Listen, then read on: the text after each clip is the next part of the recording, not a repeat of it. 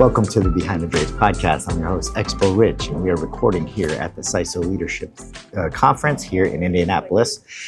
Brian Cuthbert, thank you for being here, the Group Vice President at Diversified. It's a pleasure. Thank you for having me. All right. Appreciate you joining me today. We've crossed paths quite a bit throughout these conferences, and so I'm excited to hear more about your story, because the concept of this podcast is to hear how people got to be in the position to create these markets and create these marketplaces and these wonderful shows that we're producing. So I like to shed light on how people got here. So with that, can you tell me your origin story, how you got to be, let's say, your first step onto a trade show floor? It's been a long journey, and it's not how I thought my career would go and where I thought I would be. So I started out in specialty publishing. Okay. So I was a journalism major that went to go work for a specialty publishing company that had magazines and research products, and then happened to have a couple of small conferences in consulting and executive search. Yeah. And so I was journalism, went over into sales, stayed at that company. It was under BNA, so that was a large legal and tax publisher. So that's sort of where I have my bones in subscription businesses, and content led is sort of where I really sort of had played for a long time. Learned some product development, changed roles, went to a private equity firm. Private equity firm was incubating two businesses. I was in a sales role there. Okay. And one of those businesses then wound up getting bought by Diversified. Okay.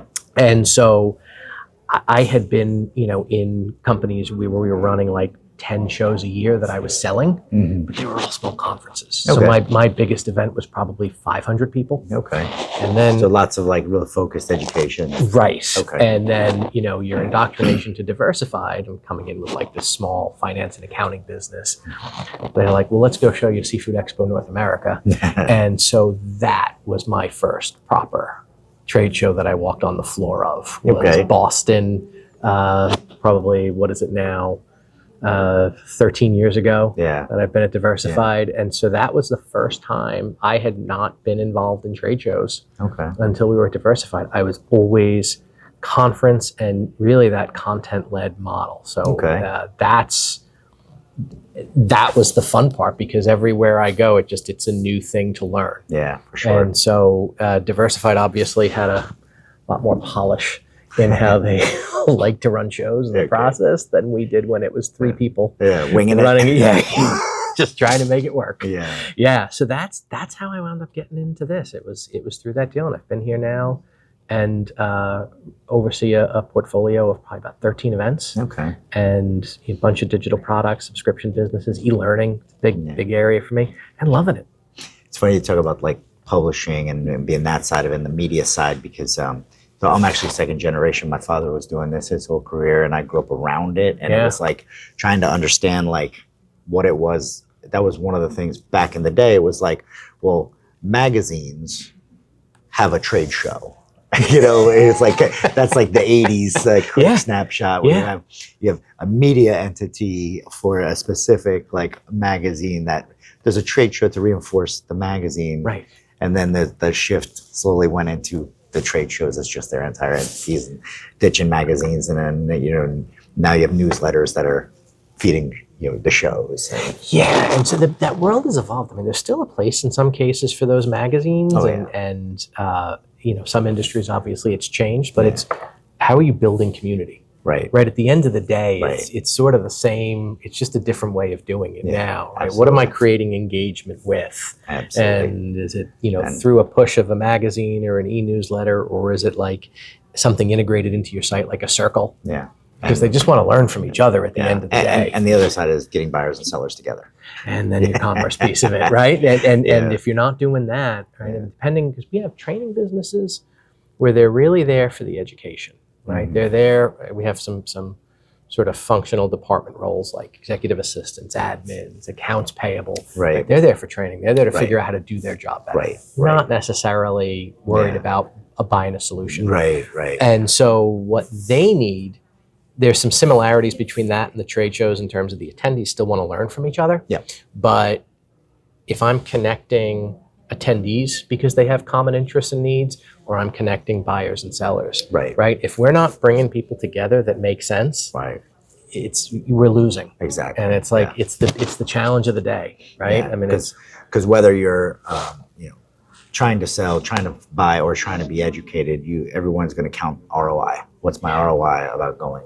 Right. And now when we talk about live events and this shift into like experiential, like now people are making choices that are like where they want to go. right. Because purely education, we can do that on online You platforms. do all of it. So it's like, Yeah. where do I want to go and be around and get immersed and have fun? Well, how does an event make you feel? Yeah. Right. And so That's that's like the money Yeah. piece of it. Right. Yeah. And we always go to our shows, we've got education. I want people to come back with like 3 ideas they didn't have. Yeah. Something they could bring back and implement. Yeah. But at the end of the day, I could have a show that is boring as sin Right.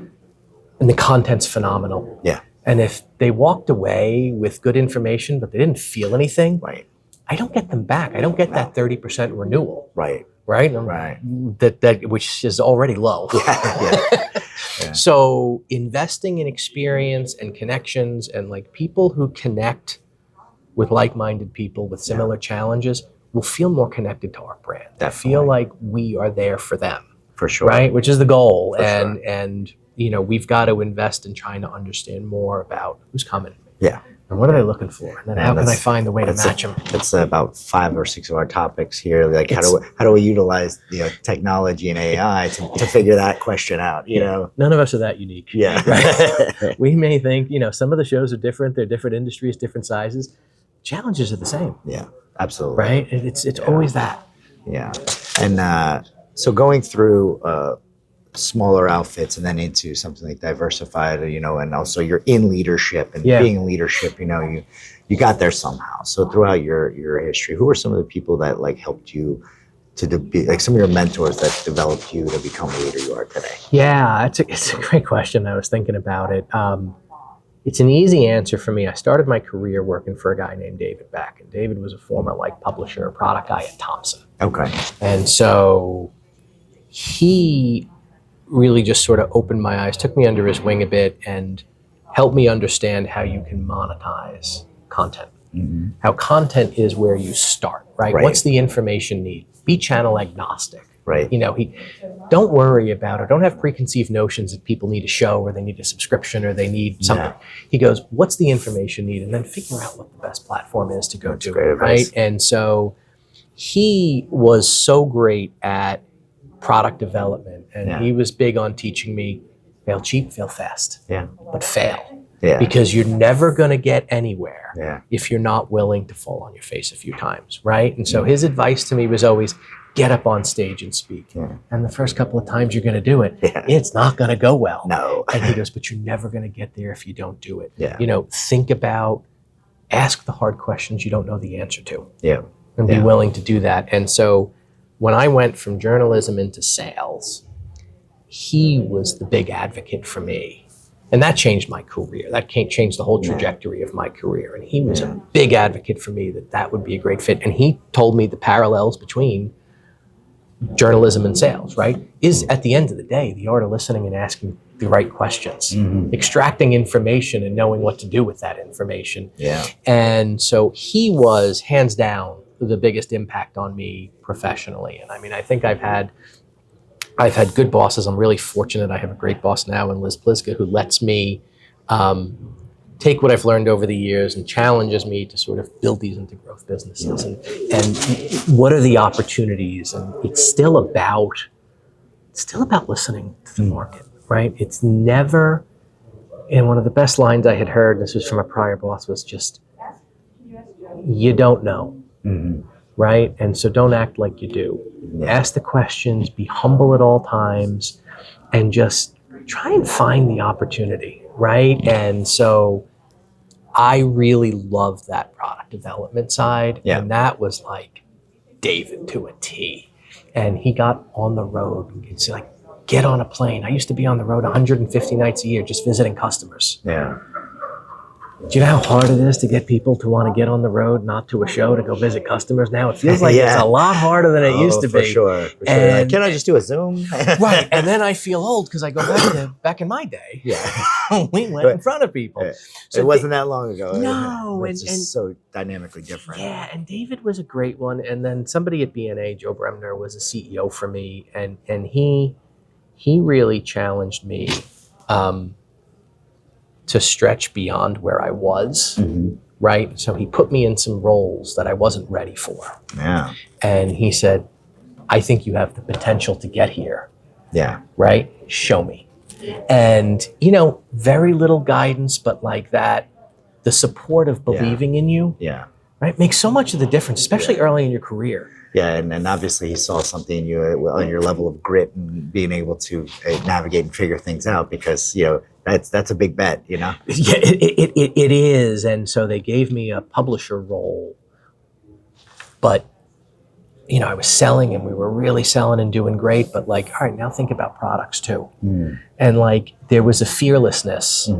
And I think it was more naivety than any, you know, maybe I didn't know what I didn't know. That's the best way. And like, you don't know there's a limitation. Right? I didn't know I couldn't run through that wall. What's the problem with that, right? And it's the way, you know, I always talk to people now early in their careers. You got to try. You got to put yourself out there. You got to be willing to fail, right? And then learn from it. Yeah. Right? The biggest problem is you make a mistake and then you keep repeating the mistake. Yes. The issue is not the mistake. Right? Learn, adjust, keep moving. Exactly. And, you know, you come out of COVID and everything went faster than I think, really thought as the industry bounced back. And now we're sort of back into that. Okay, we've sort of stabilized a bit. We're in that next disruptive phase, which is really AI and connection and how we're building community. Yeah. And we have to evolve, right? I mean, our entire industry is talking more now about content and community than in 2 hours than it did in 2 days in shows before COVID. That's true. Right? Yeah. And especially in events like this that are so event focused, those information-led businesses where they were relying on your subscription dollars, different kind of approach. But it means we're serving these communities better. Yeah. Right? Sure. And especially like when the communities are pushing back, demanding better, like you gotta deliver. Yeah, it's the funny thing of like, well, it's good that they feel it's their show. Yeah. And it also sometimes makes it hard. Yeah. But it's worth it. Yeah. Because the end outcome will be better. But you gotta listen. And you know, that just means that when they feel like a stakeholder, you know, they are your stakeholders. But they, you know, it's it's definitely better to serve a community than to build one. It really is, right? I mean, build it from scratch. Yeah. Give me your feedback. What could I do better? What do you need? Yeah, for sure. Right? And not just stop pretending like you've got all the answers, because none of us do. No. What so looking into next year, what's something for you, the portfolio that you're under, or your teams, or what's something you're excited about for next year? I have a couple of things. We just went with a launch in the outdoor space. Nice. And so we launched a standalone event called Switchback in June in Nashville, and it was better than expectations on a lot of levels. And so excited for year 2, which, as I tell everybody, year 2 is the harder one. Yeah. Right? Launches are hard. Yeah. Year 2 is that bridge year that gets you, you know, to that long-term sustainable growth. You gotta keep growing. You gotta deliver that second year. You gotta show the community. So I'm excited for that. We've got a great team on it. We've got a membership business that we launched in the admin space that is starting to really take off in faster than we had expected. Nice. We're really excited to see what that sort of will bring. And we have a launch in Amsterdam in the drone space. Okay. And so I feel like those are a couple things that'll keep us sort of fairly busy. I think more broadly for the business, it's how we're going to implement and utilize AI to make us, I think, more efficient, right? We're trying to get the administrative tasks off people's plates. There were conversations today about how do I let salespeople go be salespeople and go sell, right? How do I take those task level things off your plate to allow you to have more white space to think and drive value and help drive the business? And then how we're going to get smarter about the personas and the data to make sure that who we're talking to, our messaging is spot on for them, not just who they are, but when they want it. Right. right? Yeah. And so, those are all things like, where will we sit when we talk in a year? Yeah. After all those things happen, that's the stuff that's exciting for me. Yeah. Well, thank you for doing this today. Appreciate your insights. One last question though. Okay. All right. So you're here at this conference now. Yep. What's one of the takeaways that people or that you get from coming to SISO? Like what's value add to you for being here at SISO? So for me, it's more on the networking piece, right? Okay. The first thing I did, and it really is true, is I went to figure out who to network with, right? I'm going through there, who's doing something interesting that I might want to figure out how they did it. Yeah. So the networking and the peer-to-peer piece for me is huge. I think from a content perspective, why I come is I want to hear some case studies. I want to hear what people are putting into practice. Yeah. Are we there? Are there ideas? Because I want 3 takeaways from the show that we can look at implementing. Absolutely. But I come to events like SISO because of the people that I'm going to get a chance to network with and talk to in conversations with folks like you, where we're all in it together, and it's a community here where everybody shares. Yeah, absolutely. Right? This isn't like that closed off, mind your business. Yeah. Right? Oh, you're working on this. I worked on this too. Here's what we learned. Yeah. That's what's amazing about it to me, and that's what I love. Yeah. Well, with that, I'll let you get back to the conference. Thanks for taking the time to talk to me. My Appreciate pleasure. you. Thank you.